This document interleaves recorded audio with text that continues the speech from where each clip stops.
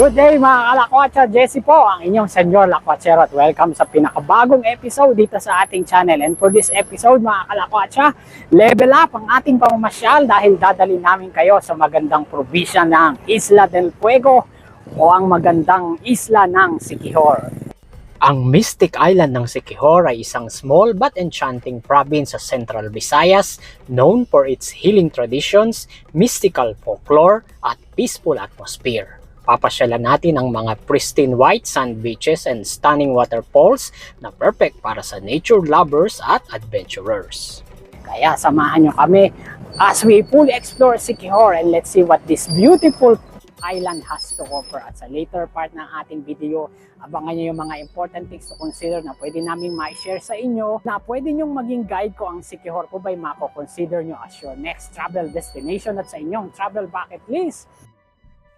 Uy mga kalakwatsa, kung nagustuhan nyo po ang video namin ito, please like and share to your friends and loved ones. At hinihingi po namin ang inyong suporta. Please subscribe to our channel, hit the subscribe button, kasama na din po ang notification bell para lagi namin kayong naipapasyal at nadadala sa magaganda at exciting destinations dito sa ating channel. Ano pang hinihintay natin mga kalakwatsa? Tara, let's explore Siquijor. Lakwatsa na tayo, let's go!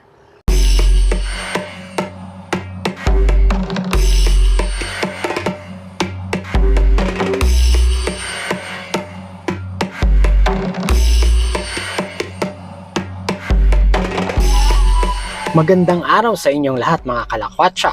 Gumising ako ng maaga dahil super excited ako for today's lakwatsa. First time nating mabibisita ang magandang isla ng Siquijor kaya naman nag-ready na agad ako at wala na dapat aksayahing mga sandali. Bumiyahe tayo ng maaga para makarating sa airport ng may sapat na oras para di tayo malate sa ating early morning flight.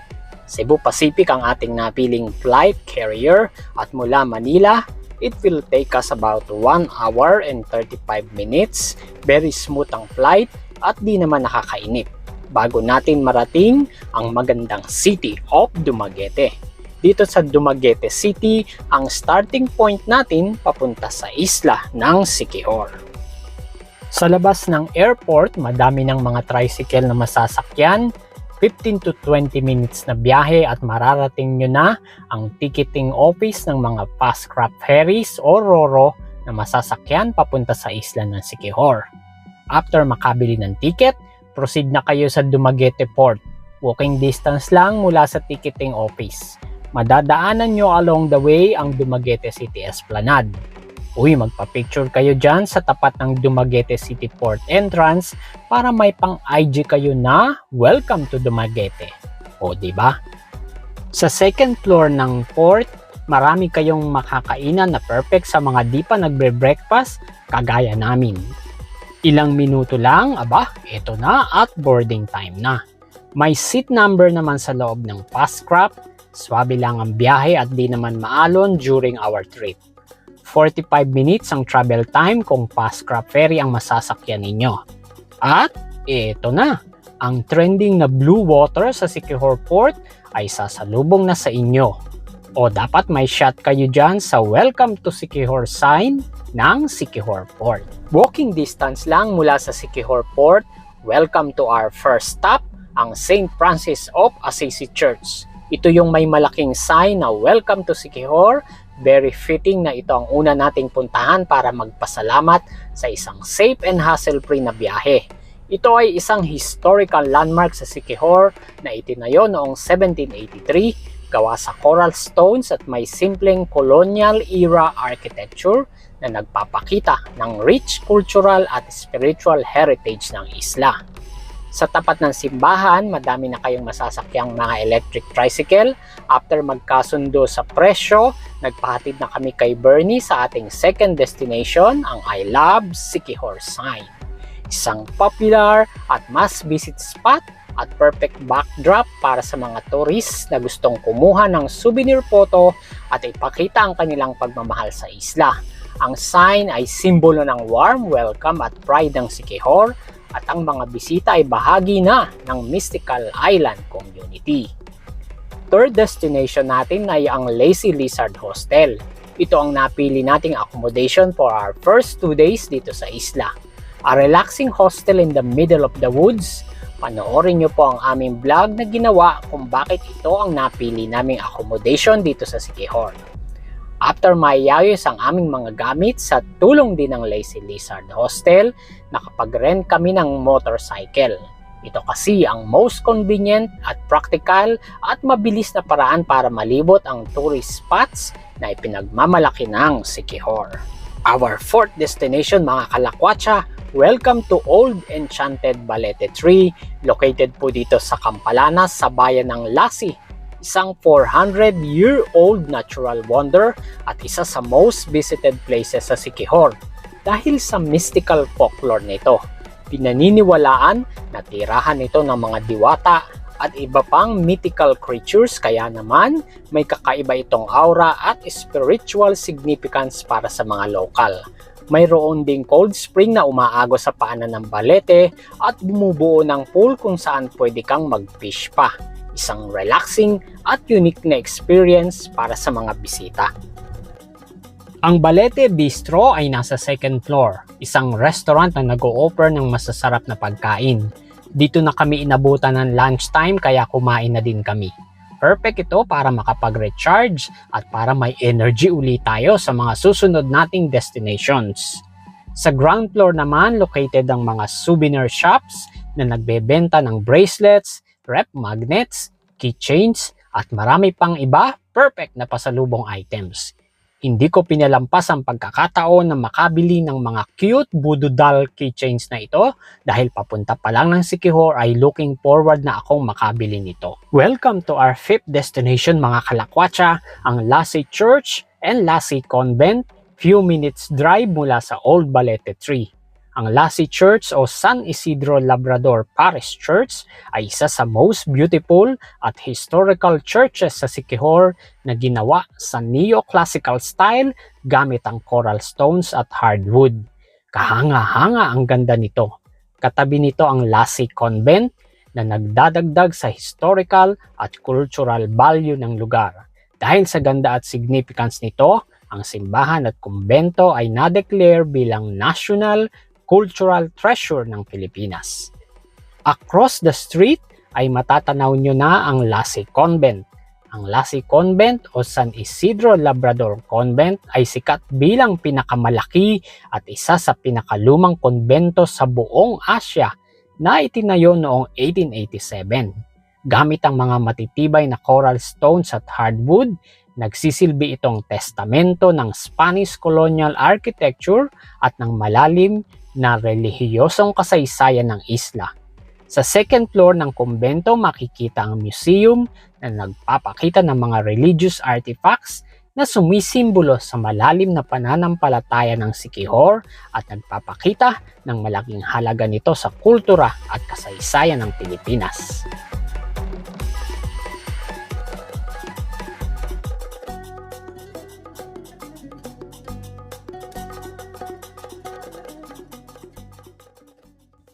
Our sixth destination mga kalakwatsa, ang Hapitanan, a roadside cafe, restaurant and souvenir shop in one. Isa ito sa dinarayo at must place to visit when in Siquijor. Located sa bayan ng Lassi, ang Hapitanan mga kalakwatsa ay isang popular na roadside stop at nag-aalok din ng panoramic views ng Lassi countryside at dagat kung saan maaari kang mag-relax, bumili ng coffee, burger at ng souvenirs at mag-enjoy ng masarap na pagkain. Patok ang Hapitanan sa whimsical broomstick photo opportunity nito. Dito, pwedeng mag-post ang mga bisita na tila lumilipad sa walis na nagbibigay-pugay sa mystical reputation ng isla at kadalasan ay may pro na kukuha ng perfect jump shot mo.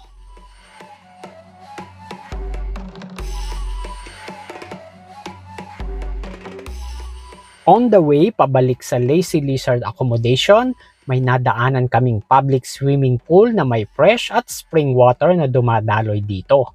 Ang ganda ng lugar at may mga foreigners din kaming nadatnan na naliligo dito. Gatorade blue ang kulay ng tubig kaya very inviting to swim. Walking distance mula sa pool ay may nakita kaming beach na may super fine white sand at ang ganda ng sceneries.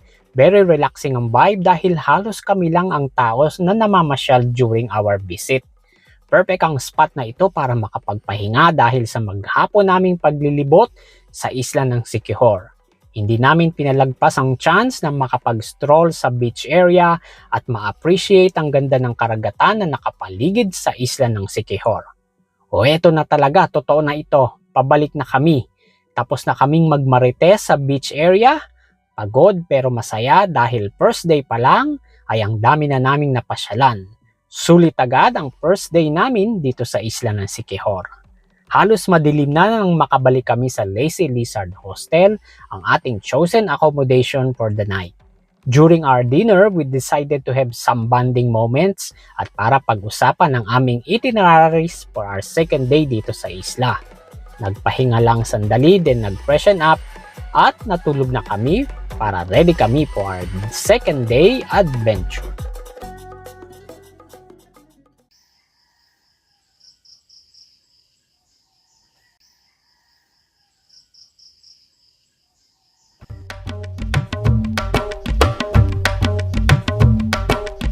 Rise and shine mga kalakwatsa! This is our second day dito sa isla ng Siquijor at syempre para may energy tayo for our activities for today, breakfast muna tayo mga kalakwatsa at pagkatapos wala na dapat aksayahing mga oras, super excited kami sa ating itineraries for today.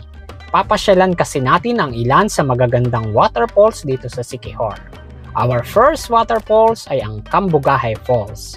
Ang Cambugahay Falls ay ang pinakatanyag at most accessible waterfall sa Siquijor na matatagpuan sa Lassi at kilala sa kanyang 3 tiers ng cascading waters. Ang tubig nito ay malinaw, cool at inviting na may magagandang turquoise color. Bukod sa swimming, sikat ang Cambugahay Falls dahil sa mga rope at Tarzan swing nila dito. Hindi kompleto ang inyong Cambugahay Falls experience kung di nyo matry ang Tarzan swing nila dito. Kung may fear of heights, bamboo rafts naman ang para sa iyo. Sa halagang 100 pesos, sisilahin kayo ni Kuya papunta sa mga cascading waters para sa isang picture perfect moment at experience dito sa Cambugahay Falls. Sunod nating pinuntahan ay ang Lagaan Falls. May kaunting trekking papasok sa kagubatan. Ang Lagaan Falls sa Siquijor ay isang peaceful at magandang hidden gem for nature lovers. Mag-Tarzan swing sa kanilang malinaw, turquoise na natural swimming pool kung saan pwede kang mag-swimming. Hindi ito kasing laki ng ibang falls pero sikat ito dahil sa taglay nitong natural beauty. Mayroon itong malawak na pool at sobrang linaw kaya talagang inviting siyang langoyan. Ang rock slide na natural part ng falls ay isa sa unique at masayang activity dito. Siyempre, equally exciting din ang rope swing nila dito kaya sinubukan din namin ito at talaga namang super sasaya.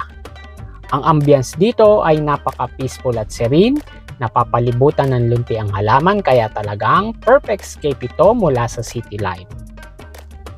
Our third destination for the day ay ang Pitogo Cliff. Sasalubong sa inyong pagpasok ang maraming Pitogo trees kung saan hinango ang pangalan nito. Ang Pitogo Cliff sa Siquijor ay isang napakagandang spot para sa mga mahilig sa breathtaking views at cliff jumping. Dito, makikita mo ang stunning panorama ng dagat at perfect ito para sa mga thrill seekers dahil may platforms para tumalon sa deep blue waters. Kung gusto mo ng private at unforgettable sunset experience, talagang dapat mong bisitahin ang Pitogo Cliff.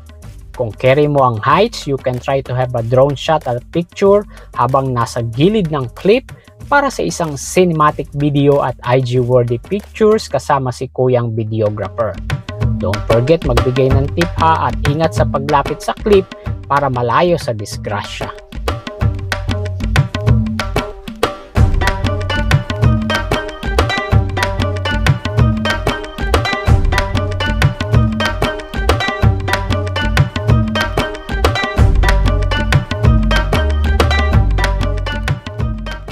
Almost sunset na kaya tamang-tama ang ating susunod na destination. Welcome to Paliton Beach. Dahil sa kanyang crystal clear water at ang napakagandang white sand na perfect talaga para sa pag-chill, kaya must to visit ang Paliton Beach. Kilala rin ito bilang Little Boracay ng isla, kung saan may enjoy mo ang mga nakahilerang coconut trees at ang relaxing na vibe habang naghihintay ng sunset. Sobrang Instagrammable ng bawat anggulo rito, kaya huwag mong kakalimutang kumuha ng photos habang nilalasap ang preskong hangin ng dagat. Speechless ka sa ganda ng sunset dito. Ayan no?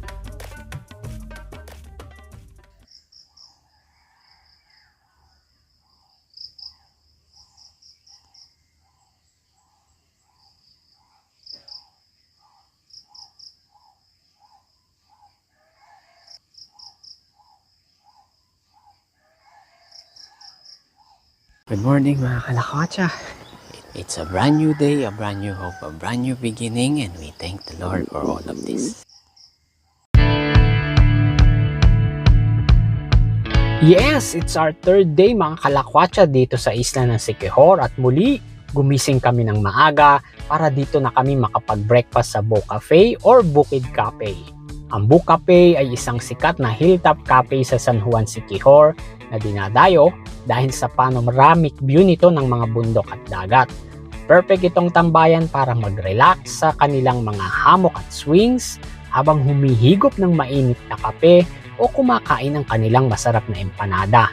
Pinaka-highlight dito ang sunset viewing, kaya sulit ang pag-akyat sa bundok para sa napakagandang golden hour experience. Panalo din ang food trip dito dahil reasonable at nag-enjoy kami sa mga food nila dito. Ginawan ko po ng separate vlog ang Bo Cafe para mapanood nyo ang aming full dining experience sa mountain cafe na ito. After our breakfast, go na agad kami sa aming next destination, ang Lugnason Falls. Ang Lugnason Falls ay isa sa mas visited spot sa Siquijor dahil sa napakaganda nitong turquoise waters na talaga namang nakaka-relax tingnan. Perfect itong puntahan kung mahilig ka sa cliff jumping dahil may iba't ibang platforms dito na siguradong magbibigay sa iyo ng adrenaline rush. Kahit medyo maikli lang ang trail papunta rito, super worth it naman ang view at ang refreshing na vibe ng nature na sasalubong sa iyo. May side trip pang natural spring pool na malapit lang sa Lugnason Falls. Ang mga waterfalls na aming napasyalan ay ginawan ko po ng separate vlog, kaya pwede na siyang panoorin in full details.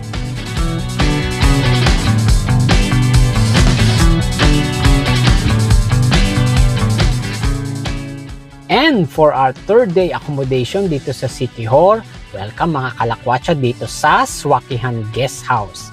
Ang Swakihan Guest House ay isang budget-friendly na accommodation sa Siquijor na kilala sa kanilang rustic at homey na atmosphere na swak sa mga backpackers. Matatagpuan ito malapit lang sa kalsada kaya napaka-accessible nito, lalo na kung plano mong mag-arkila ng motor para libutin ang buong isla. Bagamat simple lang ang mga amenities, bawi naman ito sa warm hospitality ng mga staff at sa payapang paligid na tamang-tama para sa mga gustong mag-unwind. Bonus syempre ang kanilang magandang beachfront area. Ginawan ko po ng separate vlog ang Swakihan Guest House para makita nyo in full details ang kanyang mga amenities at para malaman nyo kung bakit highly rated ang Swakihan Guest House dito sa Siquijor. And for our dinner, highly recommended ko sa inyo ang Ulala Restaurant and Bar, isang sikat na spot sa San Juan, Siquijor na dinadayo dahil sa kanilang masasarap na panini at burgers at chill na island atmosphere. Bukod sa kanilang juicy patties, kilala rin ito sa masasarap na cocktails at refreshing na mango shakes na swak itambay habang naghihintay ng sunset. Dahil matatagpuan ito sa main road, napaka-convenient nitong puntahan para sa isang masayang dinner kasama ang mga kaibigan o kapwa travelers. So, ayan na nga mga kalakwatsa. Sulit na sulit ang aming 3 araw na paglilibot dito sa magandang isla ng Siquijor. Sa dami ng magagandang tourist spots na inyong mapupuntahan, masasabi kong Siquijor is a must place to visit whether you're a nature lover at adventurers or gusto lang ng chill at relaxing experience. Bago tayo magtapos mga kalakwatsa, ito ang ilan sa important things to consider when visiting the island of Siquijor. Walang commercial flights direct sa Siquijor.